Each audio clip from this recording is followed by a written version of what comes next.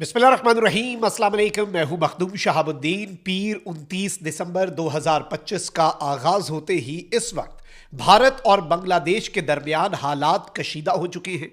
बांग्लादेश ने पहली बड़ी स्ट्राइक नरेंद्र मोदी के भारत पर कर दी है। ढाका में एक बड़ी प्रेस कॉन्फ्रेंस की गई है और अब डायरेक्टली जो बांग्लादेश में उस्मान हादी की शहादत के हवाले से एहतजाज हो रहे हैं, भारतीय सिफारत खाने के ऊपर हमले तक की कोशिशें हुई, शेख मुजीब का घर जला दिया गया और इस वक्त बांग्लादेश में इनकलाबे 2024 के बाद एक और इनकलाब जिसने सर उठाया है उसके तनाजुर में, और वो इनकलाब भारत की प्रॉक्सी हसीना वाजिद के खिलाफ था।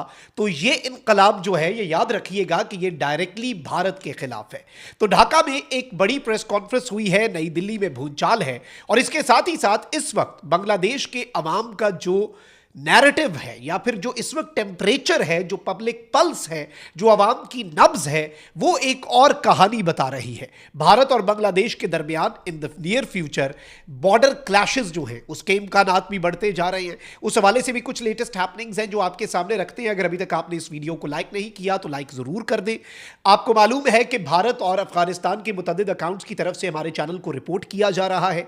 यह असर ज़ाहिर इस तरह से होगा कि आप एक के बजाय ज़्यादा से ज़्यादा कॉमेंट्स करें और अगर हो सके तो इस वीडियो को मुख्तलिफ व्हाट्सएप ग्रुप्स में भी आपने लाजमी शेयर करना है। नाज़रीन इकराम, बांग्लादेश में जो 2024 में इनकलाब आया उसके बाद हसीना वाजिद भाग गई, फिर उसे अब रिसेंटली फांसी की सजा हुई है। भारत उसे सेफ हेवन प्रोवाइड किए हुए है। दो मुल्कों के दरमियान कैदियों के और मुजरिमों के तबादले के कानून के बावजूद भारत हसीना वाजिद को बांग्लादेश के हवाले नहीं कर रहा, और फिर भारत जो है उसने अब इस वक्त बांग्लादेश के बॉर्डर के करीब अपनी डिप्लॉयमेंट बढ़ा दी है। बांग्लादेश को भारत बुली करने की कोशिश कर रहा है। उस्मान हादी की शहादत पर भारतीय मीडिया ने शादियाने बजाए और अब तो इवन बांग्लादेश पर हमला करके बांग्लादेश का नॉर्दर्न हिस्सा जो है उस पर कब्जे की मेजर गौरव आर्या जैसे लोग बातें कर रहे हैं और कह रहे हैं कि बांग्लादेश को दो लख्त कर दिया जाए, दो हिस्से कर दिए जाएं। इवन अब मजीद जो लोग एंटी इंडिया सेंटिमेंट जो है उसमें बड़े इंस्ट्रूमेंटल हैं बांग्लादेश के अंदर, उनके नाम ले लेकर भारतीय मीडिया पर चलाए जा रहे हैं कि गोया उन्हें ये अटैक कर देंगे, उन पर हमला कर देंगे, उन्हें एलिमिनेट कर देंगे। तो ये सारी चीजें बड़ी तशवीशनाक हैं। लेकिन अब ये याद रखिएगा कि इनका पाला भी बांग्लादेश के अवाम से पड़ा और ये नहीं देखते कि इनकलाब कितनी फ्रीक्वेंसी से लाना है कि भाई एक इनकलाब आ गया था इतना अरसा पहले, अब नहीं भाई, वो निकलेंगे स्ट्रीट्स पर। भारत अपने टैंक बांग्लादेश के बॉर्डर पर लाया है ना एक हफ्ता पहले, तो बांग्लादेश के लोग बॉर्डर पे जाके भारतीय बॉर्डर पे खुद लोग चले गए और जाकर उन्होंने नारे लगाए। अब इस वक्त एक और बड़ी डेवलपमेंट ये हुई है नाज़रीन इकराम कि बांग्लादेश के जो लोग हैं उन्होंने जस्टिस फॉर हादी प्रोटेस्ट जो हुआ है हादी स्क्वायर बांग्लादेश में, उस्मान हादी के नाम पे इस पूरे चौक का, इस बड़े इलाके का नाम रख दिया गया है हादी स्क्वायर, और यहां पर जस्टिस फॉर हादी प्रोटेस्ट जो किया गया इसमें उस्मान हादी के लिए नारे लगाए गए, इसमें भारत के खिलाफ नारे लगे, लेकिन इसमें इवन प्रो कश्मीर आज़ादी स्लोगन्स जो हैं, यानी मकबूजा वादी की आज़ादी का मुतालबा जो पाकिस्तान का मुतालबा है, जो मकबूजा वादी के लोगों का मुतालबा है, जो दो कौमी नजरिए का एक नामुकम्मल एजेंडा है, उस दो कौमी नजरिए के नामुकम्मल एजेंडे को भी आज बांग्लादेश के अवाम ने जिंदा करने के नारे लगा दिए। ये स्लोगन्स कोई छोटी चीज नहीं है। इंदिरा गांधी ने कतर में कहा था कि मैंने दो कौमी नजरिया यानी मुस्लिम और हिंदू की बुनियाद पे अपना वतन बनाने का जो नजरिया है, आज उसे खलीजे बंगाल की गहराइयों में, बे ऑफ बंगाल में दफन कर दिया है। बांग्लादेश का आज का वेल अवेयर नौजवान, सोशल मीडिया के दौर का नौजवान, उसे उस खलीजे बंगाल की गहराइयों में से निकाल कर जिंदा करके दिखा रहा है कि ये देखो ये खड़ा है। और यही चीज भारत से अब बर्दाश्त नहीं हो रही कि बांग्लादेश एक आजाद खुद मुख्तार मुल्क बन के उभर रहा है।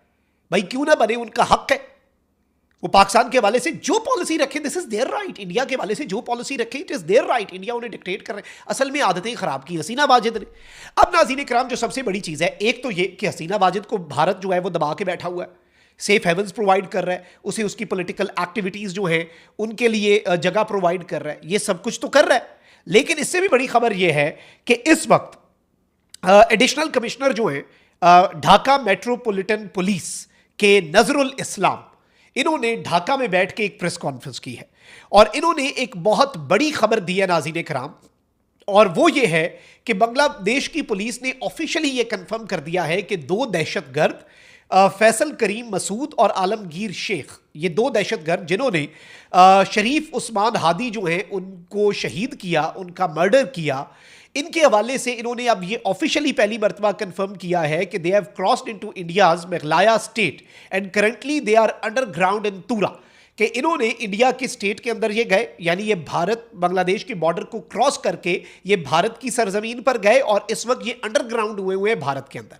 फिर इन्होंने ये भी कहा कि इंटेल रिपोर्ट्स कंफर्म कर रही हैं कि 2 मजीद हैंडलर्स जो हैं उनको वहां पर रखा गया है और वो भी इंडिया के अंदर ही मौजूद हैं। अब ये बांग्लादेश की जो मेट्रोपॉलिटन पुलिस है उसके एडिशनल कमिश्नर की तरफ से जो प्रेशर है, this is something very important और ये एक बड़ी चीज है। इसे हम अलग से एक इंसिडेंट के तौर पर नहीं देख सकते, इसे हम बिल्कुल एक सेपरेट करके चीजों को नहीं हम एनालाइज कर सकते, because this is something very huge and very big. और इस चीज को आपने समझना है कि यह पहली मर्तबा है कि शरीफ उस्मान हादी, जो कि अब इनकलाब का इस्तारा बन चुका है, जिस शख्स के नजरियात से तंग आकर शायद उसे शहीद किया गया कि वो नजरिया दफन हो जाए, उस एक शख्स के जाने के साथ वो नजरिया इस कदर शिद्दत के साथ बांग्लादेश के अंदर परवान चढ़ा, इस तरह से बांग्लादेश के अंदर वो नजरिया पनप रहा है कि आप इसका अंदाजा भी नहीं कर सकते। और इस सारी सिचुएशन में जो सबसे अहम तरीन चीज है, जो हमारे लिए समझना बहुत जरूरी है, जिसका इदराक करना हमारे लिए बहुत जरूरी है, वो ये है कि भारत बांग्लादेश के साथ कोई बड़ा एडवेंचर कर सकता है, भारत बड़े एडवेंचरिज्म की तरफ जा सकता है, लेकिन पाकिस्तान का मौकिफ और चाइना का मौकिफ भी आपके सामने है। और पाकिस्तान और चाइना जो है उनकी बांग्लादेश के साथ रीसेंट 2 सालों के अंदर डिफेंस कोलैबोरेशन, कोऑपरेशन और बढ़ता हुआ इत्तेहाद भी आपके सामने है। तो यह भारत की खाम ख्याली होगी कि वो बांग्लादेश को कमजोर समझे। बांग्लादेश कमजोर नहीं है, बांग्लादेश के अवाम कमजोर नहीं है। दूसरी बड़ी खाम ख्याली भारत की यह होगी कि वो बांग्लादेश को अकेला समझे। देयर आर चांसेस कि बांग्लादेश जो है वो कोई इमरजेंसी डिफेंस पैक्ट साइन कर ले in case of a war with India, अगर इंडिया ने एडवेंचरिज्म किया। अदरवाइज बांग्लादेश अपनी तैयारी कर रहा है, पाकिस्तान JF-17 थंडर्स देगा, China J-10C multi role aircraft with PL-15 missiles जिन्होंने राफेल गिराए वो देगा, एयरबेस तैयार हो रहे हैं चिकन्स नेक के करीब। बांग्लादेश के टैंकों को पाकिस्तान के अंदर टैक्सला में जो है वो अपग्रेड किया जाएगा, उनकी सारी चीज़ें जो है वो यहाँ पर तैयार की जाएंगी। तो बहुत कुछ जो है वो पाइपलाइन में है, बहुत कुछ जो है वो तैयार हो रहा है और बड़ी चीज़ें जो हैं वो बैक एंड पे चल रही हैं। सेकेंडली, आपको मालूम है कि किस तरह से बांग्लादेश के जो लोग हैं वो इनकलाब लाए हैं, किस तरह से बांग्लादेश के जो लोग हैं वो सड़कों पर निकले हैं और उन्होंने किस तरीके से अपना जो एक इनकलाब का नजरिया है उसे परवान चढ़ाया है। और अब एंटी इंडिया नैरेटिव या फिर एंटी इंडिया रेटरिक जो है बांग्लादेश के अंदर आने वाली दिहाइयों में इलेक्शन भी इसी नजरिए पर लड़े जाएंगे। ये बांग्लादेश की सारी सियासी जमातों को भी पता चल चुका है और अगले साल का जो इंतखाब है वो भी इंस्ट्रूमेंटल होगा। उसके बाद जो चीजें होंगी वो बहुत और डायरेक्शन में जाएंगी और जो भी नई हुकूमत होगी उस पर एक पब्लिक का, स्टूडेंट्स का, जेनजी का, यंगर जनरेशन का एक चेक एंड बैलेंस होगा। और अगर उन्होंने भी हसीना वाजिद की तरह 1% भी कोशिश की कि वो बांग्लादेश को भारत के आगे गिरवी रख दें तो अवाम इस मरतबा ये होने नहीं देगी। शरीफ उस्मान हादी की शहादत के बाद अब बांग्लादेश के अवाम ने यह फैसला कर लिया है कि भारत को मुकम्मल तौर पर माइनस करना है, उसके इन्फ्लुएंस को मुकम्मल तौर पर माइनस करना है। और ये जो एक शहादत का इंसिडेंट है और इसके बाद अब ये प्रेस कॉन्फ्रेंस, ये नई दिल्ली के ऊपर चार्जशीट है कि वो लोग इस वक्त भारत में पनाह लिए हुए हैं और वो ये इंसिडेंट करके फौरी तौर पर भागकर भारत गए, नरेंद्र मोदी के भारत, जो कि ट्रांसनेशनल रिप्रेशन और टेररिज्म जो है जिसमें लोगों को मरवाना, पाकिस्तान नहीं सिर्फ, बरतानिया, कनाडा इस पर कह चुका है और ऑस्ट्रेलिया कह चुका है, ये सारे मुल्क इस पर बात कर चुके हैं। तो बांग्लादेश इसमें अकेला भी नहीं है और भारत का ये कोई पहला इंसिडेंट नहीं है कि भारत ने ऐसा कुछ किया हो। कमेंट सेक्शन में राय का इजहार जरूर कीजिएगा। अपना बहुत ख्याल रखें। अल्लाह निगहबान। पाकिस्तान जिंदाबाद।